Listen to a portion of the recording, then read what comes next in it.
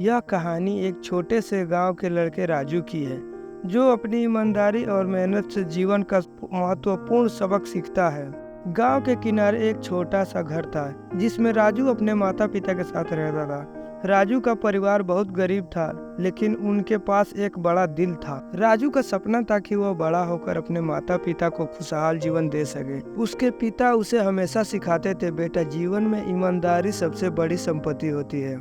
मेहनत का फल देर से ही सही, लेकिन मिलता जरूर है। एक दिन राजू अपने गांव के पास जंगल में लकड़ी काटने गया। उसे वहां एक अजीब चमकती हुई चीज दिखी। जब उसने पास जाकर देखा तो वह एक सोने का सिक्का था।